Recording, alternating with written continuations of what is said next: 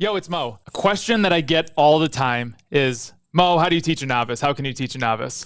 Well, I found one right here. CEO of Crossroads Group, Mike Gabrail, my good friend. I'm going to show him about the charts. Guys, there's a lot of times where I say, get your kids involved, get your grandparents. It doesn't matter who can get involved. Anybody can learn this. It's just pattern recognition. That's all it is. Have you ever seen a chart? No. He hasn't. He'll come in my office and he has no idea, and he'll actually make fun of a lot of different things. So I'm going to explain to him these charts right here. So follow along. He's probably going to have the same questions that you guys have if you're novice. Here we go. So the difference between these two charts, this is my weekly chart and this is my daily chart. Ask me why I use different ones. Why do you use different ones? Thank you.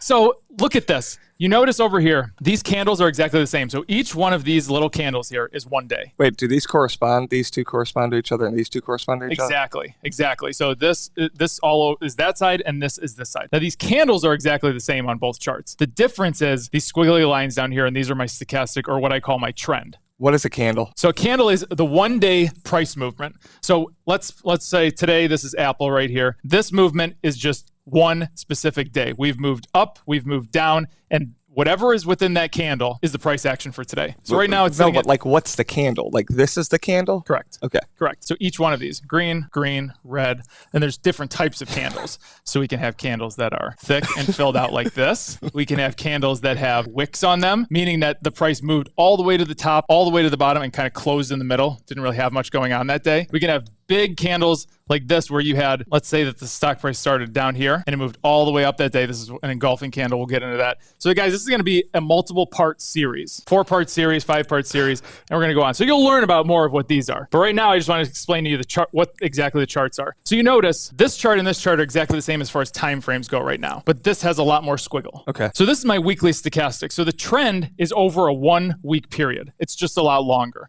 So when I talk about my long-term trend and what kind of the momentum that the direction of the stock is going, it happens a lot slower down here. So with this type of stock, I can get into something and stay in it for multiple weeks to multiple months. Okay. And if I'm coming over here, you notice the squiggliness. Yes. It's the same thing, but this is my daily. So the setting is a little bit different. We're tracking a day-to-day movement. Wait, what's this axis right here? So these are the These days. are dollars? Yeah, no, these are days, and this is just an algorithmic stochastic. So these don't actually even really mean it. Like this isn't Means the a price. lot. It doesn't mean the price or anything. Doesn't mean the price. Okay. The only place that you're going to find the price is right here. Guys, I told you it was a novice, and this is why this is really good. You notice the squiggliness. Yeah. So each day, this trend can change on you, and this is why I call this my swing trading chart. What you're looking for is to be in a stock for 1 to 5 days when you're using this chart. And when you're over here, you probably want to be in it for 3 weeks to, it could be up to a year, where you're in the stock and you don't stay out of it. You don't move, just because the movement is a lot slower. So the next thing that I like to focus on, does that make sense? Yeah.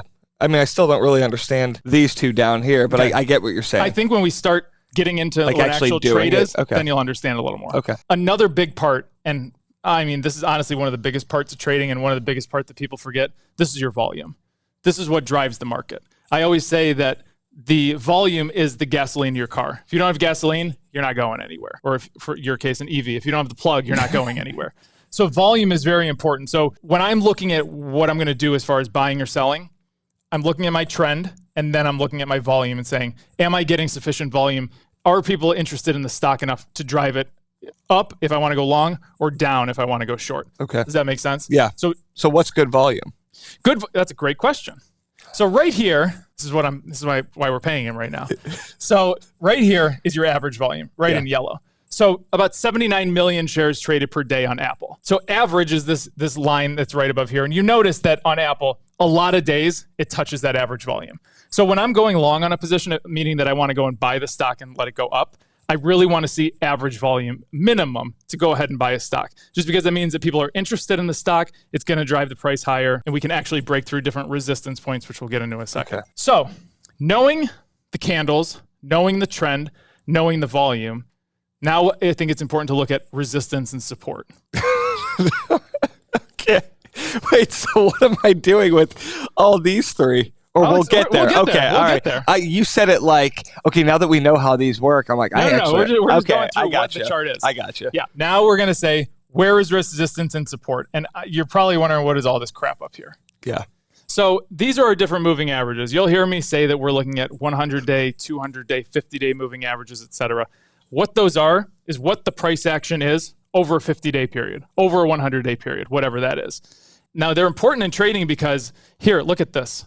You notice how today on Apple, over the last couple of days, we've run up, we hit that yellow line, and it's pulling right back down.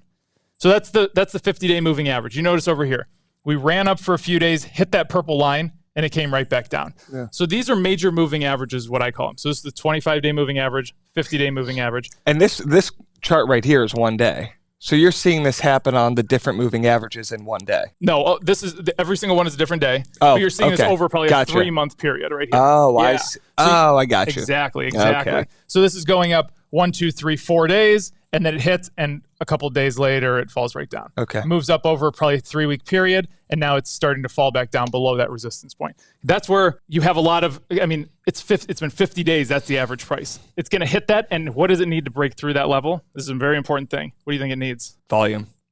Nailed it. I did not think you were going to get that. Did I? So yeah, exactly. And look at over the last couple of days, each one of these is 1 day. Look at the volume on average. It's kind of declining there. Yeah.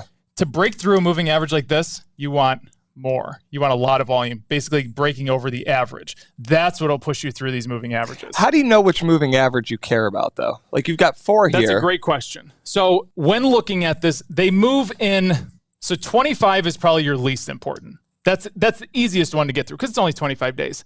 50, it gets incrementally harder. Okay. 100, that is a very big moving average. This is a big moving average, not only for traders, but also for funds and quant funds, because quant funds are looking at it. This is the computer traded funds. They're saying, if I break over 100-day moving average, I'm just going to tell my computer algorithm to buy a bunch of shares or short a bunch of shares if it gets below it.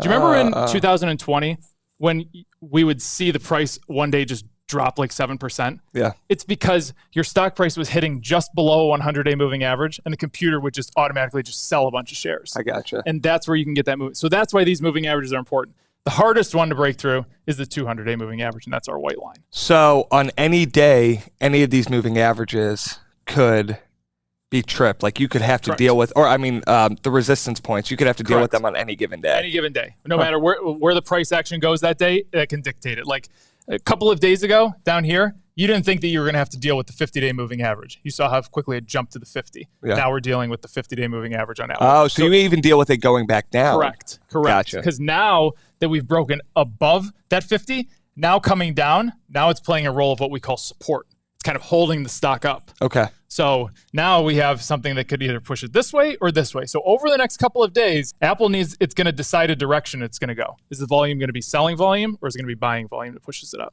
And these resistance points, they matter mostly because, it sounds like it's all computer related. Yeah. Like human beings are driving it up, but the computers are the one. Too. That's a very big thing since about 2018 in this market. So that's why we need to pay super close attention to these major moving averages, and why I harp on you guys so much to pay attention to these moving averages. Cool. Anything else? No. Next lesson, we're going to get into how to actually make a trade. Catch you on the Flippy Flop.